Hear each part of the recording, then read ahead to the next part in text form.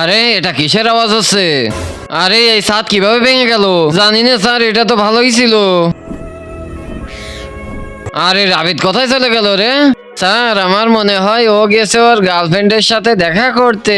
সব বদমাস, শুধু ফালতু কথা বলিস, চুপচাপ পড়ায় মন দে। আমি বুঝতে পারছি এসব কি হয়েছে।